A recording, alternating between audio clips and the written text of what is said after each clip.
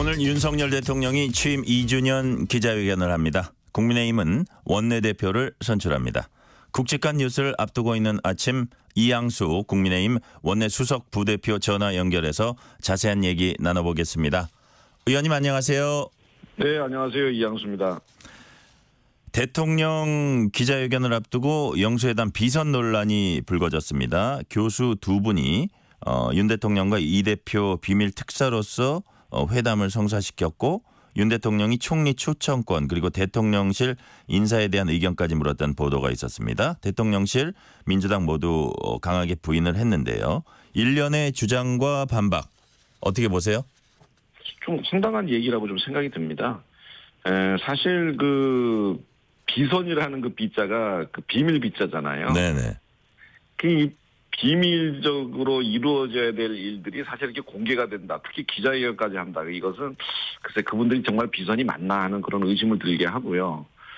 그리고 사실은 그 비선도 어느 정도 필요는 합니다. 공개가 돼서는 안 될 뿐이지. 네. 어떻게 보면은 그렇다고 해서 비선이 모든 걸 주도해서는 안 되고. 정식 라인을 보완한다 이거죠? 그렇죠. 공식 라인이 그 모든 일들을 해야 되고 거기에 약간 양념이라든가 윤활유식으로 이렇게 비선들이 이루어져야 되는 거지. 그렇게 이제 뭐 그분들이 주장하시는 것처럼 그런 엄청난 역할을 저는 줬다라고 생각이 안 들고요.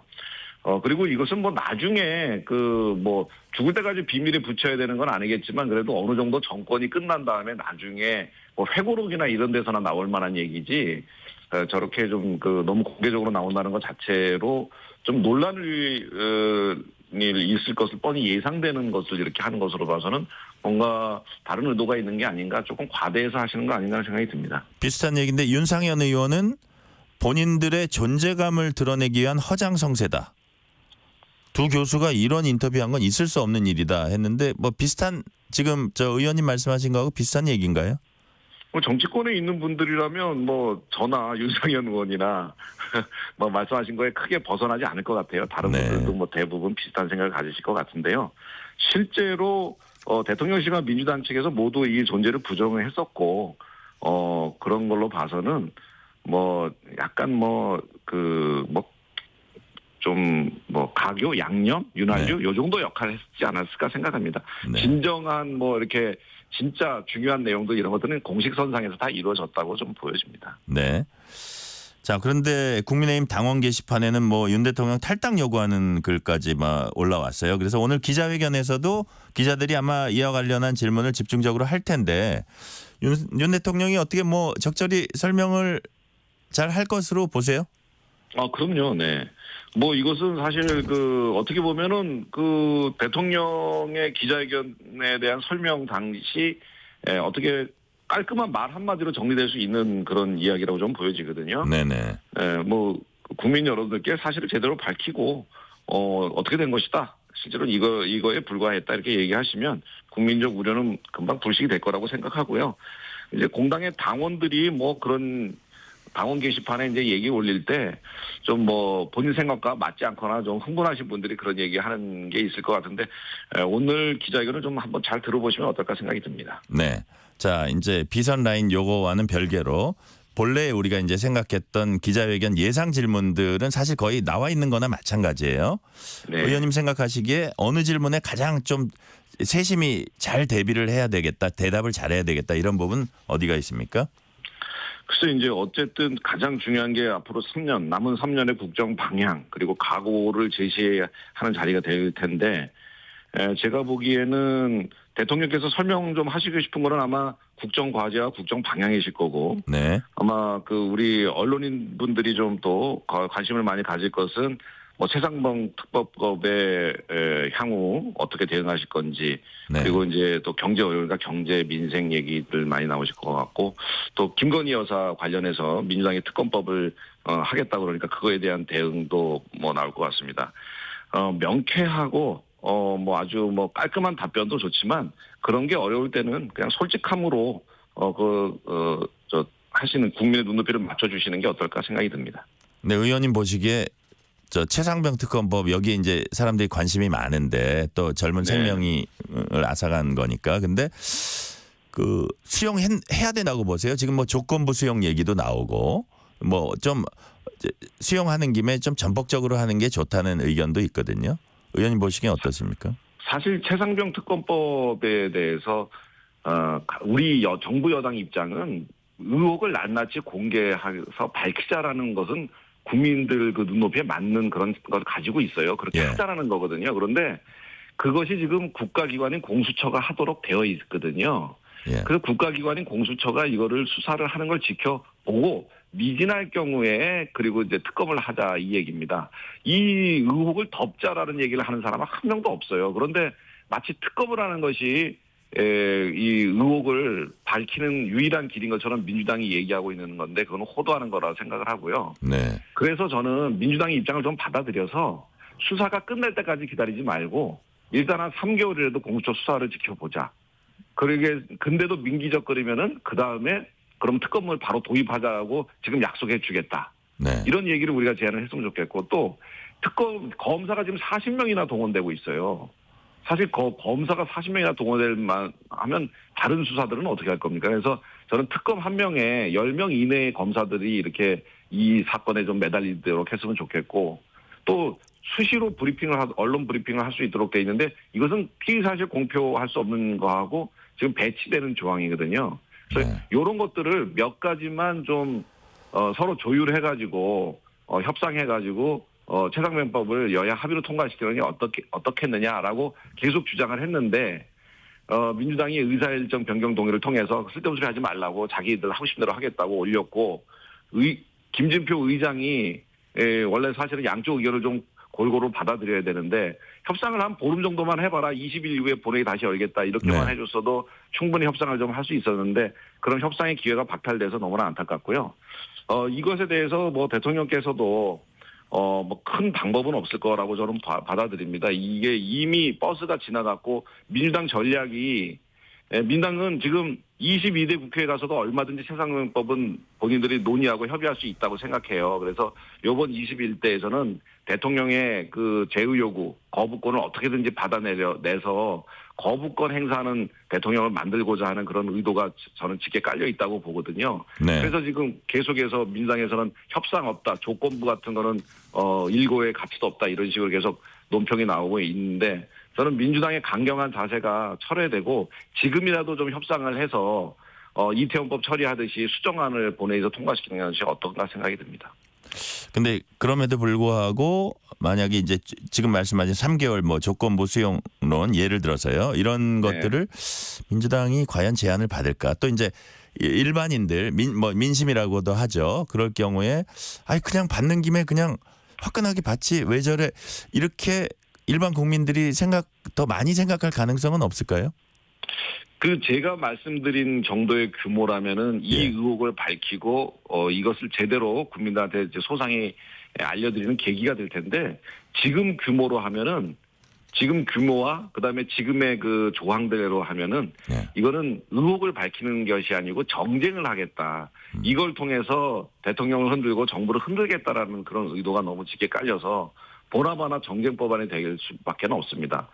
그 특검도 야당이 추천한 데서 대통령이 고르도록 되어 있잖아요. 네네. 이렇게 하면 야당 주도로 이루어지기 때문에 여야가 할 수 있도록 예를 들어 뭐 변협에서 추천한 것을 여야가 합의로 통과한다든지 뭐 이렇게 좀 합의 정신이 노출되는 방식으로 한다면 좋지 않을까 저는 생각이 들어요. 네. 국민의힘이 오늘 원내대표를 뽑습니다. 이제 당선인들이 한 표씩 던지게 되는데 선거관리위원장으로서 지금 이 시기에 국민의힘 원내대표는 어떤 사람이 뽑혀야 된다고 보세요? 뭐 이름은 말씀 안 하셔도 됩니다. 예, 선거관리위원장이라서 좀 말씀드리는데 제안이 있는데 네. 어제 세 분의 그 후보자들의 정견에 대해서 들었습니다. 세 분 다 훌륭한 분들이고요. 네. 이종배 의원님은 충청권 출신으로서 중도 확장성이 있고 또 추경호 의원님은 또 그 경제부총리를 역임한 관록이 있고 송석준 의원님은 항상 순수하고 열정을 가진 분이라 이 세 분들이 어제 그런 말씀들을 잘 해주셨습니다. 예. 저희 당에 누구가 반드시 필요하다, 이제 세 분 중에 한 분이 필요하다 이런 거보다는 이 세 분들의 생각들이 의원들한테 골고루 다 퍼져서 의원들이 일치 단결하고 한 마음 한 뜻으로 좀 우리 당의 어려움 그리고 국회에서 점점 사라지고 있는 이 협치 정신 이런 것들을 살릴 수 있는 분이 되셨으면 합니다. 이철규 의원 뭐 출마설로 좀 논란이 있고 본인은 결국 출마를 안 했는데 아무래도 의원님께서는 선관위원장이고 또 같은 강원도 출신 의원이어서 이철규 의원과 뭐 접촉도 많이 했다고 이제 들었습니다. 불출마 관련해서도 얘기를 직접 나눠보셨을 텐데 뭐라고 하시던가요? 이철규 의원이 제 사무실 앞방이에요. 그래서 오며 가며 뭐 안 볼래 안 볼 수가 없는 사이인데 네. 그 의원들이 자꾸 불출마하라 뭐 다른 사람들이 불출마하라 이런 얘기가 있는데 어떻게 된 거냐라고 물으면은 그때 당시에도 나는 출마 선언을 한 적이 없는데 왜 자꾸 불출마 선언을 하라고 그러냐. 네. 라는 이야기를 하셨어요. 그래서 사실은 출마하겠다고 마음을 확정지은 적은 없고 출마에 대해서 고민을 많이 했었고 또 많은 사람들이 어떤 분들은 좀 출마해서 이번에 악역을 담당해 줘야 된다라는 분도 계셨고 어떤 분들은 출마하지 않는 게 좋겠다. 전면에 나서지 않는 게 좋겠다. 이제 이런 얘기를 해서 본인이 고심이 많았던 것으로 생각되는데 결국에 후보 등록을 하지 않는 것으로 본인의 불출마 의사를 보여줬습니다. 네. 자, 출마에 찬성했니 반대했니 여부와 관련해서 이제 배현진 의원과 좀 공방이라 그럴까요? 진실 공방 벌이다가 배현진 의원이 급기야 이제 대화 내용까지 이제 공개를 하고 이런 일들이 있었어요. 그래서 이게 지금 거대 야당을 상대해야 될 엄중한 시기에 꼭 이 케이스뿐만이 아니고 집안 싸움에 골몰한다거나 이거 당이 너무 한가한 거 아니냐 이런 비판도 나오거든요. 그런 지적에는 어떻게 보세요? 예, 뭐 그런 언론과 국민의 지적에 대해서는 좀 송구스럽게 생각하고요. 어제 이철규 의원의 인터뷰에서는 사실 그 본인의 말에는 큰 문제가 없었어요. 네. 어떤 분이 저한테 그 악역을 담당해 달라 하면서 출마를 얘기하셨다가 며칠 뒤에는 다시 출마하지 말라는 분도 있었다라고 그랬는데 사회자께서 배현진 의원이요 이렇게 물었거든요. 그래서 네. 이거 실명에 대해서 내가 공개하지 않는 게 좋겠다 그랬는데 사실 실제로 그 배현진 의원이 아니고 다른 분입니다. 아, 그래요? 예, 그 인터뷰 말미에 보면 이번에 당선된 사람이다라고 그러거든요. 현직 의원이 아니고. 그렇기 때문에 현직 의원이 아닌 당선자 중에서 그렇게 얘기하신 분이 있는 건데. 첫 당선된 사람. 예, 혹은 어쨌든 현직 의원이 아니라 이거죠. 예. 그랬는데 배현진 의원은 사회자께서 배현진 의원이요라고 물으니까 이제 이철규 의원이 실명은 거론 안 하겠다. 이게 마치 자기를 얘기하는 거 아니냐 그래서 좀 화가 나셔갖고 그렇게 된 거군요. 의원들끼리의 그 녹취까지 사실은 공개하고 그러는 건 아닌데 그건 좀 지나친 건데 그렇게까지 하셨는데 뭐 빨리 두 분 다 뭐 서로 잘 아는 분이고 또 친한 분들이니까 이 정도의 오해는 서로 대화로 빨리 해결할 수 있을 거라고 생각합니다. 황우여 비상대책위원장이 전당대회 개최 늦어질 것 같다는 이제 취지로 얘기하면서 야당과 동시 전당대회도 재미있을 것. 이런 말도 했어요. 민주당 전당대회가 8월에 열리잖아요. 네. 이에 대해서 홍준표 시장이 전당대회나 빨리 열고 나가지 왜 대표 행세하느냐.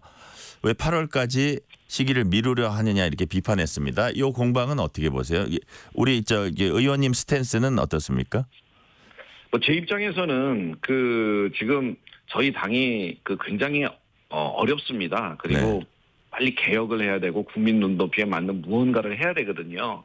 그러려면은 선출로 구성된 정통성 있는 지도부가 빨리 들어와서 그분들이 그 정통성의 힘을 가지고서 당을 개혁을 해야 되거든요. 좀 너무 늦추는 거는 적절치 않다. 예, 당의 구성원들이 그래서 빠른 시일 내에 당대표를 뽑아라. 그래서 관리형 비대위를 만든 거거든요. 그래서 시기를 늦추는 것은 적절치 않다라고 생각하고요. 네. 그런데 이 시기를 늦추지 않는 게 좋겠다라는 이야기를 점잖게 정치적인들의 품격에 국격에 맞는 품격의 단어나 어휘를 써서 말씀을 드려야지 뭐 가관이다 행세하다 이런 품격을 낮추는 이런 단어들을 써서 황우여 대표한테 이야기하지 않아도 들으시다고 저는 생각합니다. 네네. 어쨌든 똑같은 얘기를 해도 품격을 갖추자 그런 말씀이셨고요. 자, 이 와중에 뭐 8월로 가면 뭐 윤상현 의원은 그거는 뭐 시기의 문제하고 상관없는 거다 한동훈 위원장은. 그런데 8월로 가면 한동훈 위원장이 나올 가능성이 더 높아진다. 이런 지적을 언론에서 계속해요. 어떻게 보세요? 글쎄요, 이제 맨 처음에 황우여 대표께서 한 달 정도 늦춘다 그러니까 첫 일성이 한동훈 위원장한테 시간 주는 거 아니냐. 네. 왜냐하면 시간이 지나면 지날수록 어떤 패장의 그런 그 느낌이나 분위기가 좀 이렇게 사그러드는 거 아니냐 그런 얘기 하는데요. 저는 뭐 그 황우여 대표가 한동훈 위원장을 염두에 두고서 이렇게 하신 거라고는 전혀 생각지 않고 네. 그리고 한 달을 가지고서 그런 효과가 있다라고 이야기하는 것도 약간 어불성설이라고 생각하고 제 생각에는 한동훈 위원장이 뭐 한 달을 빨리 하든 한 달을 뒤에 하든 그 출마를 하는 그 결심은 기간이나 시기와 상관없이 본인이 이 지금 할 역할이 있느냐 없느냐 이것에 대한 고민으로 결정되리라고 생각합니다. 그 한두 달 시기가 늦춰진다 이런 게 중요한 건 아니다. 이런 식으로 예. 제가 이해를 하겠습니다. 네네. 어제 국회에선 조국혁신당 검찰개혁 입법 전략 토론회가 열렸습니다. 이 자리에서 조국 대표와 민주당 의원들은 연내 검찰의 수사와 기소 분리를 하겠다 강조했습니다. 이미 만약에 실행된다면 이미 축소된 검찰 수사 기능을 박탈하겠다는 거예요. 이른바 검수완박 시즌2 훨씬 더 완결된 검수완박이 되는 건데 어떻게 보세요? 글쎄요, 이제 검찰의 기소권과 수사권을 분리한 나라들도 있죠. 네. 예, 같이 하고 있는 나라도 있고 분리한 나라도 있고.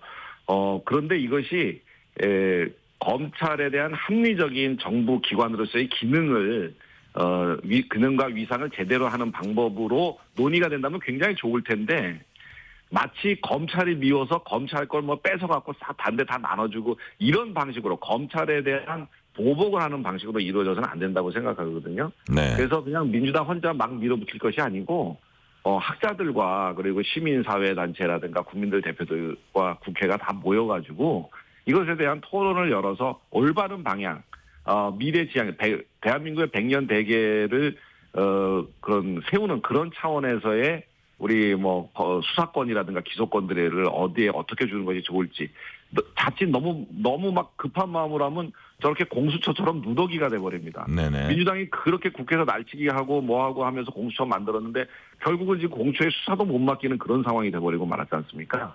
그래서 이 두 번 다시 그런 우를 범해서는 안 된다고 생각합니다. 아울러서 민주당은 검찰이 조작 수사했는지 여부를 특검을 통해서 밝히겠다고 했습니다. 일단 이화영 전 부지사 술자리 진술 조작 회유 주장 관련해 특검을 할 방침인데 특검 만능주의다 이런 지적도 나오고 사실상 검찰 수사를 차단하려는 거 아니냐. 사법체계 근간 흔드는 거 아니냐 이런 지적도 나와요. 의원님 네. 어떻게 보세요? 사실 지금 조작 수사를 누군가 했다 그러면은 감옥을 가야죠. 그런데 제가 보기에는 이 이화영 술자리 이거는 조작을 검찰이 한 게 아니고 다른 사람들이 하고 있는 거 아닌가 하는 의심이 들 정도거든요. 다른 사람이 누굽니까?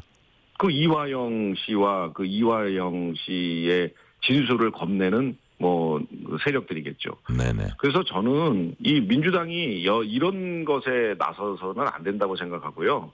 그리고 조작 수사 특검 이래 갖고 여러 개 같이 넣어가지고 그런 것들을 검찰을 옥죄해가지고 검찰을 협박하고 겁박을 줘서 뭔가 본인들이 원하는 수사 결과를 도출해내는 것 이거 진짜 전 사법 방해라고 생각을 합니다. 그래서 이화영 씨의 그 술자리 관련한 발언들이 지금 계속 시기와 장소가 계속 말이 바꿔지고 있고 신빙성이 떨어지는데 여기에 대해서 민주당이 이렇게 전사적으로 나서서 부하내동하는 거 이거는 공당으로서도 바람직하지 않고 그 의도가 굉장히 불순해 보이기 때문에 전 자제해야 된다고 생각합니다. 국민의힘에서는 백서 논란이 일고 있습니다. 이번 총선에 누구 때문에 진 거냐. 그래서 총선 패배 책임자 리스트를 작성해야 된다 이런 제안이 TF에서 나왔어요. 의원님 보시기에 패배 책임자 리스트 작성해야 된다고 보세요? 글쎄요, 이제 백서라고 하는 것은 우리가 선거에 대한 패인을 명확하게 분석을 하고 그리고 다음 선거에서 또다시 이런 잘못된 우를 범하지 않도록 하는 그런 반성문 같은 거거든요. 네네. 그래서 어떤 방식으로 그 반성문이 최종 나올지는 모르겠습니다만 그것이 아주 객관적이고 그리고 거기에 있는 위원들의 그냥 주관적인 판단이 아니고 국민 모두가 봤을 때 그럴만 했구나 정확하게 된 보고서다라는 식의 긍정적인 반응을 얻을 수 있도록 만들어야 될 것 같고요. 누군가 희생양을 찾는 그런 보고를 위한 보고서가 되지 않기를 바랍니다. 그 일각에서는 그 이제 설문 내용을 가지고 한동훈 전 위원장 겨냥한 게 아니냐 해서 좀 그 부분도 좀 민감한 것 같습니다. 저는 좀 과도한 이야기라고 생각해요. 왜냐하면 그 질문이 굉장히 많거든요, 설문에. 네네. 근데 이제 어떤 거는 이거는 누구를 겨냥한 거냐, 이거를 누구를 겨냥한 거냐 이렇게 보다 보면은 질문을 할 수 어려울 것 없다. 같고요. 예, 질문하기 어렵고 그 많은 설문들을 다 추려놓고 통계를 내보면은 대략 어느 것이 주요했다라는 것이 나오거든요. 네네. 그 주요한 우리들의 그 잘못된 결정들, 잘못된 판단들, 그런 잘못들을 저희가 이제 뽑아내는 과정이라고 봐야지, 누구를 겨냥했다고 보는 것은 그 백서를 준비하고 있는 준비위원들 굉장히 고생 많은데 그분들에 대해서 너무 색안경을 끼고 보는 거 아닌가 하는 그런 생각을 해봅니다. 네, 잘하겠습니다. 오늘은 여기까지 듣겠습니다. 이양수 국민의힘 원내 수석 부대표였습니다. 의원님 감사합니다. 예, 감사합니다.